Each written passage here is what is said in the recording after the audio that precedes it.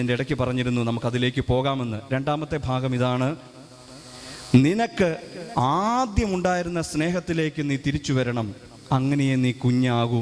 നമുക്ക് ആ വചനഭാഗം ഒന്ന് വായിച്ചു കേട്ടാലോ? നമ്മുടെ രണ്ടാമത്തെ ഭാഗം ഇതാണ്: നിനക്കാദ്യമുണ്ടായിരുന്ന സ്നേഹത്തിലേക്ക് നീ തിരിച്ചു വരണം. നിനക്ക് എവിടെയൊക്കെയോ പിഴവുകൾ പറ്റി ആ പണ്ടത്തെ സ്നേഹത്തിലേക്ക് തിരിച്ചു വരുമ്പോഴാണ് നീ അനുഗ്രഹിക്കപ്പെടുന്നത് എന്ന് വെളിപാടിൻ്റെ പുസ്തകത്തിൽ യോഹന്നാൻ ശ്ലീഹ എഴുതി വച്ചിരിക്കുന്ന ഒരു ഭാഗമുണ്ട്. അതൊന്ന് നമുക്ക് വേണ്ടി ജാൻസൺ ഇപ്പോൾ വായിക്കും. ഒന്ന് വായിച്ച് കേൾക്കാം. എങ്കിലും നിനക്കെതിരെ എനിക്കൊന്ന് പറയാനുണ്ട്. നിനക്ക് ആദ്യമുണ്ടായിരുന്ന സ്നേഹം നീ കൈവിടിഞ്ഞു. അതിനാൽ നീ ഏതവസ്ഥയിൽ നിന്നാണ് അധപതിച്ചതെന്ന് ചിന്തിക്കുക. അനുദപിച്ച് ആദ്യത്തെ പ്രവൃത്തികൾ ചെയ്യുക. കേട്ടോ, നിനക്കൊരു സ്നേഹം ഉണ്ടായിരുന്നു. ഈശോ സമ്മതിക്കത്തില്ല അതില്ലായിരുന്നു എന്ന് പറഞ്ഞാൽ ഈശോ സമ്മതിക്കത്തില്ല. നമുക്കുണ്ടായിരുന്നു. ആദ്യ കുർബാന സ്വീകരിച്ചപ്പോഴും കുഞ്ഞായിരുന്നപ്പോഴും നമുക്ക് അതിയായൊരു സ്നേഹം ദൈവത്തോടുണ്ടായിരുന്നു. അത് കളഞ്ഞു പോയിട്ടുണ്ടെങ്കിൽ അത് തിരിച്ചു കൊണ്ടുവന്ന് നമ്മൾ ദൈവത്തിൽ ഒന്നാകണം എന്നാണ് ദൈവം ആഗ്രഹിക്കുന്നത്. കേട്ടോ, എന്നിട്ട് നിങ്ങൾക്കറിയാം, ഈ വെളിപാടിൻ്റെ പുസ്തകത്തിൽ കുറേ സഭകൾക്ക് എഴുതുന്നുണ്ട്. ഇത് കണ്ടോ, എഴുതി വെച്ചിരിക്കുന്ന എഫെസോസിലെ സഭയ്ക്കുണ്ട്, സ്മിർനായിലെ സഭയ്ക്കുണ്ട്, പെർഗാമോസിലെ സഭയ്ക്ക്, തിയത്തീറയിലെ സഭയ്ക്ക് എന്നൊക്കെ പറഞ്ഞുകൊണ്ട് കുറേ സഭകൾക്ക് എഴുതുന്നുണ്ട് ഈ യോഹന്നാൻ ശ്ലീഹ. അതിലൊരു സഭയ്ക്ക് എഴുതുന്നിടത്താണ് വളരെ വളരെ വ്യക്തമായിട്ട് നമ്മുടെ ജീവിതത്തിലേക്ക് ആഴ്ന്നിറങ്ങേണ്ട ഒരു കാര്യത്തെക്കുറിച്ച് പറയുന്നത്. ഹല്ലേലൂയ. ഉറങ്ങുന്നവർ മാത്രം ഹല്ലേലൂയ.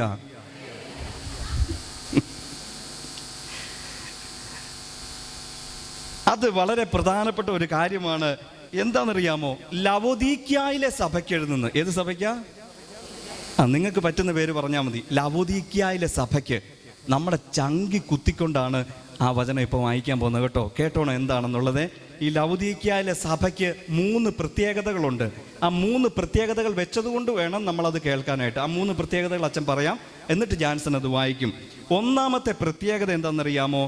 ഇവർക്ക് വലിയൊരു വാട്ടർ സിസ്റ്റം ഉണ്ട്.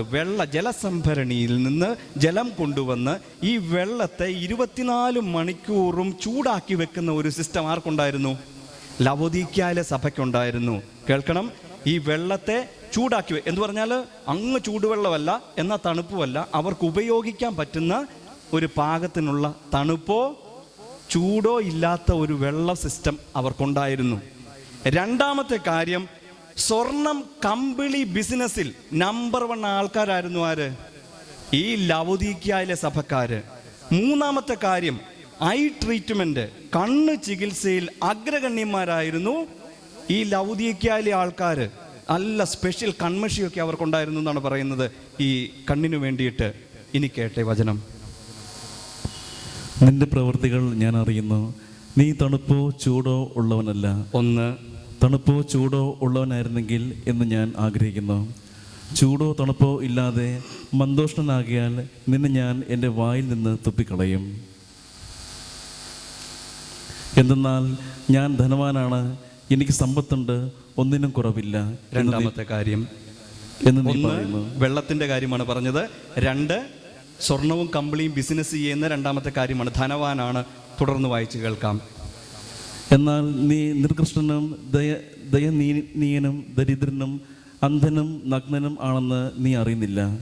ഞാൻ നിന്നെ ഉപദേശിക്കുന്നു, നീ ധനികനാകാൻ അഗ്നിശുദ്ധി വരുത്തിയ സ്വർണം എന്നോട് വാങ്ങുക.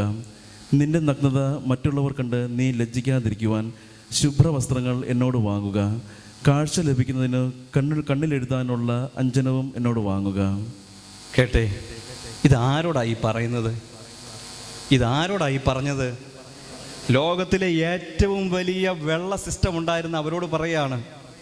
ഏറ്റവും വലിയ ബിസിനസ് ഉണ്ടായിരുന്ന ഈ ലവോദീക്യയിലെ സഭയോട് കർത്താവ് പറയാണ്, നീ നഗ്നനാണ്, ദരിദ്രനാണ്, അതുകൊണ്ട് എന്നോട് വസ്ത്രം വാങ്ങാൻ. ഏറ്റവും നല്ല കമ്പിളി ഉൽപ്പാദിപ്പിച്ചിരുന്ന ആരാണ്? അവരാണ്. ഏറ്റവും നല്ല സ്വർണം കൊണ്ട് ബിസിനസ് ചെയ്തിരുന്നവരാണ്. എന്നിട്ട് അവരോട് പറയണം, അഗ്നിശുദ്ധി വരുത്തിയ സ്വർണം എന്നോട് മേടിക്കാൻ കർത്താവ് പറയാണ്. ഇനി അവസാനമായിട്ട് പറഞ്ഞ എന്താണ്? കണ്ണിലെഴുതാനുള്ള അഞ്ജനവും എന്നോട് മേടിക്കാൻ. ആരോടാ പറയുന്നത്? ഐ ട്രീറ്റ്മെന്റിൽ അഗ്രഗണ്യന്മാരായ ലവോദീക്യയിലെ സഭയോട് കർത്താവ് പറഞ്ഞ കാര്യം എന്താണ്? ഇതെന്തുകൊണ്ടാണ് ഇങ്ങനെ എഴുതി വെക്കാൻ കാരണമെന്നറിയാവോ? ഇത്രയൊക്കെ ഉണ്ടായിരുന്നെന്ന് തോന്നിയപ്പോൾ അവർക്ക് ചരിത്രമുണ്ടായി. ഈ ചരിത്രം വന്നു കഴിഞ്ഞപ്പോൾ അവർക്ക് അഹങ്കാരം വന്നു കഴിഞ്ഞപ്പോൾ അവർ ആരെ പോലെ അല്ലാതായി മാറി? കുഞ്ഞിനെ പോലെ അല്ലാതായി മാറി. അവർക്ക് പണ്ടുണ്ടായിരുന്ന വിശ്വാസവും സ്നേഹവും ഒക്കെ ദൈവത്തോട് കുറഞ്ഞുപോയി. ആ സാഹചര്യത്തിൽ ലോകത്തിലെ ഏറ്റവും വലിയ സമ്പന്നരായ ലവോദിക്കയിലെ സഭയോട് കർത്താവ് പറയാണ്, ഏഷ്യ മൈനറിലെ ഏറ്റവും വലിയ ഐ ട്രീറ്റ്മെന്റ് നടത്തിക്കൊണ്ടിരുന്ന ആൾക്കാരോട് കർത്താവ് പറയാണ്, നിനക്ക് കുറവുണ്ട്, നിനക്കുണ്ടായിരുന്ന പഴയ സ്നേഹം നീ കൈവടിഞ്ഞു, അതിലേക്ക് നീ തിരിച്ചു വരണം. അതിലേക്ക് തിരിച്ചു വന്നിട്ട് ഏറ്റവും നല്ല വസ്ത്രം നീ ആരോട് മേടിക്കണം? എന്നോട് മേടിക്കണം. ഏറ്റവും നല്ല സ്വർണം ആരോട് മേടിക്കണം? എന്നോട് മേടിക്കണം. ഏറ്റവും നല്ല കൺമഷി, നല്ല കണ്ണിലെഴുതാനുള്ള അഞ്ജന ആരോട് മേടിക്കണം? ദൈവത്തോട് മേടിക്കണം. എന്ന് പറഞ്ഞാൽ എന്താ അർത്ഥമെന്നറിയാവോ? ദൈവം തന്നില്ലെങ്കിൽ നമ്മൾ എന്ത് ചെയ്താലും അത് പ്രവൃത്തിപഥത്തിലേക്ക് അത് ഫലം കാണത്തില്ല. അതുകൊണ്ടാണ് പറയുന്നത്, ദാതാവില്ലാത്ത ദാനം വെറുതെയാണ്. നമുക്ക് കർത്താവാണ് എല്ലാം തരുന്നത്, അല്ലേ? ദൈവമാണ് നമുക്കെല്ലാം തരുന്നത്. ഈ ദൈവം തന്ന ഒരു സംഗതിയെ ദൈവമില്ലാതെ നമ്മൾ പ്രവർത്തിപ്പിക്കാൻ തുടങ്ങിയാൽ അത് പരാജയത്തിലേക്ക് പോകും. എന്ന് പറഞ്ഞാൽ ഒരു പക്ഷേ നമുക്കല്പം ഉയർച്ചയൊക്കെ വന്നു കഴിയുമ്പോൾ നമുക്ക് പള്ളിയോടും പ്രാർത്ഥനയോടൊക്കെ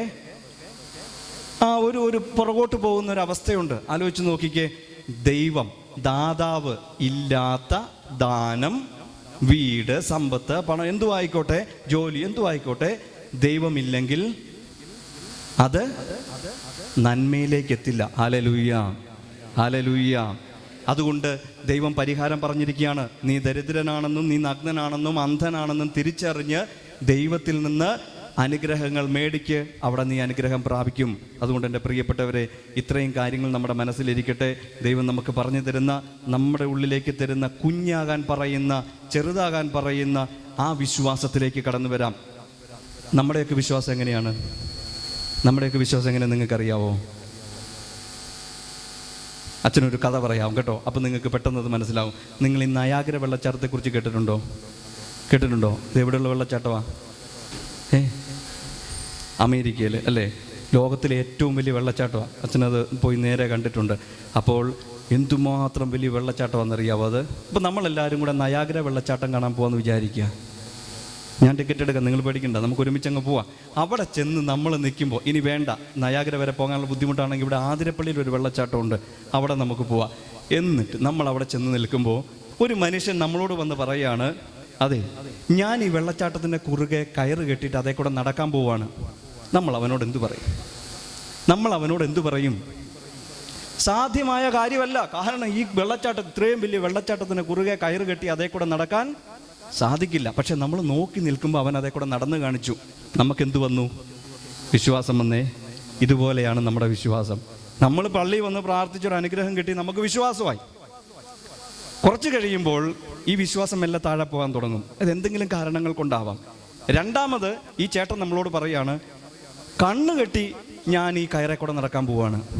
അപ്പം നമ്മുടെ വിശ്വാസം കുറച്ചുകൂടെ താഴെ പോകും. കാരണം കണ്ണ് കണ്ടുകൊണ്ടാണ് ചേട്ടൻ നേരത്തെ നടന്നത്. പക്ഷെ കണ്ണ് കാണാതെ നടക്കാൻ അല്പം പാടല്ലേ എന്ന് നമുക്ക് പിന്നെയും സംശയം വരും. ഇതൊക്കെ നമ്മുടെ വിശ്വാസത്തിൽ സംഭവിക്കാവുന്ന കാര്യങ്ങളാകട്ടോ. പക്ഷെ കണ്ണ് കെട്ടി ആ ചേട്ടൻ നമ്മുടെ മുൻപിൽ കൂടെ ആ കയറെ കൂടെ നടന്ന് കാണിച്ചു. നമുക്ക് ഇരട്ടി വിശ്വാസമായി, അല്ലേ? ഒരു ധ്യാനത്തിന് പോയി കഴിയുമ്പം നമ്മുടെ വിശ്വാസം അങ്ങോട്ട് കത്താൻ തുടങ്ങും. ഒരു മാസം പിന്നെ അത് താഴെ പോവേ. എങ്ങനെയാന്ന് കേട്ടോ? ഈ ചേട്ടൻ പോയി തിരിച്ചു വന്നിട്ട് നമ്മളോട് പറയാണ്, കണ്ണ് കെട്ടി ഒരാളെ തോളത്ത് വെച്ചുകൊണ്ട് ഞാൻ നടക്കാൻ പോവാണ്. ധ്യാനത്തിന് പോയിട്ട് വന്നതായതുകൊണ്ട് നമ്മൾ ചേട്ടനോട് പറയും, കണ്ണ് കെട്ടി ചേട്ടൻ പോയതായതുകൊണ്ട് ഒരാളെ തോളത്ത് വെച്ചുകൊണ്ട് പോകാൻ വലിയ ബുദ്ധിമുട്ടൊന്നും ഉണ്ടാവാൻ സാധ്യതയില്ല, ചേട്ടന് പറ്റുമായിരിക്കും. ചേട്ടൻ കയറെ കയറി നിന്ന് കേട്ടോ. കയറെ കയറി നിന്ന് കണ്ണ് കെട്ടിയിട്ട് നമ്മളോട് ചോദിക്കുകയാണ്, നിങ്ങളിൽ ആരാണ് എൻ്റെ തോളത്തിരിക്കാൻ വരുന്നത്? ആര് പോകും? നമ്മളിൽ ആര് പോകും? ചേട്ടനെ പ്രോത്സാഹിപ്പിച്ച് വിട്ടതാ, ചേട്ടന് പറ്റുമെന്ന് പറഞ്ഞുകൊണ്ട്. നമ്മളിൽ ആരും പോകില്ല ചേട്ടൻ്റെ തോളത്തിരിക്കാൻ. ശരിയല്ലേ? ഇതാണ് നമ്മുടെ വിശ്വാസത്തിൽ സംഭവിക്കാവുന്ന ചില വ്യതിയാനങ്ങൾ. കാരണം നമുക്ക് പ്രാർത്ഥിക്കുമ്പോൾ കുറച്ച് അനുഗ്രഹങ്ങൾ കിട്ടിയെന്ന് തോന്നുമ്പോൾ നമുക്ക് കുറച്ച് ഉയർച്ച തോന്നാം. അത് നേരെ താഴോട്ടും പോരാൻ സാധ്യതയുണ്ട്. അതുകൊണ്ട് ഈശോ പറയാണ്, എപ്പോഴും ഈ വിശ്വാസത്തിലൊരു സ്ഥിരതയുണ്ടാവണം. ബാലൻസ്ഡ് ഫെയ്ത്ത് ആയിരിക്കണം.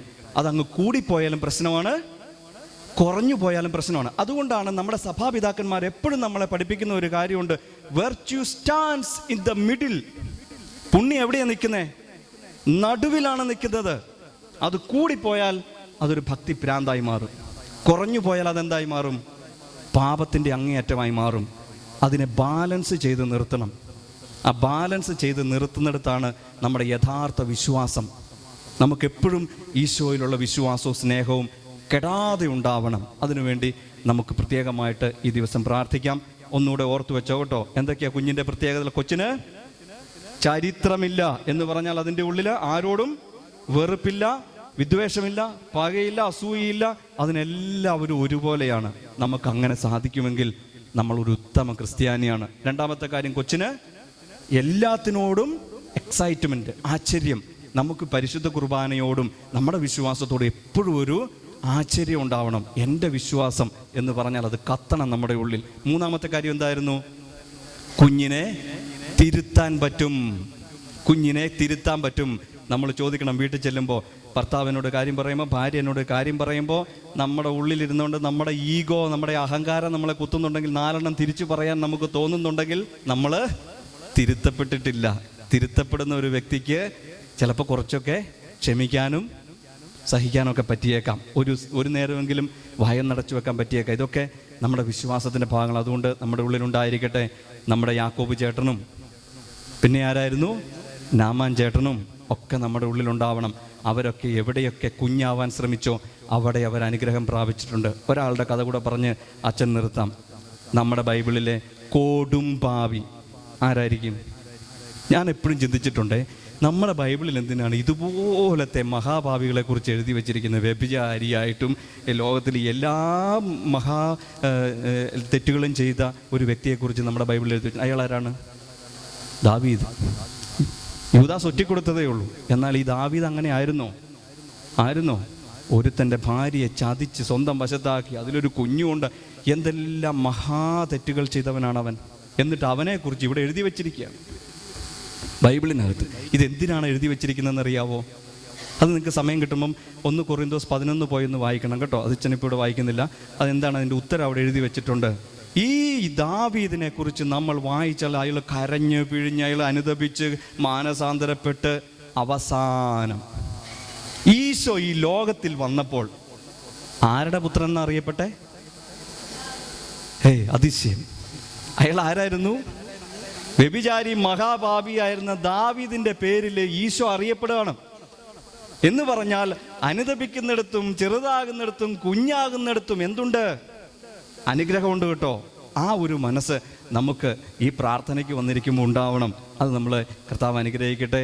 ഈ വചനചിന്തയോടെ നമുക്ക് നമ്മുടെ ആരാധനയിലേക്ക് പ്രവേശിക്കാം. പിതാവിൻ്റെയും പുത്രൻ്റെയും പരിശുദ്ധാത്മാവിൻ്റെയും നാമത്തിൽ ആമേൻ.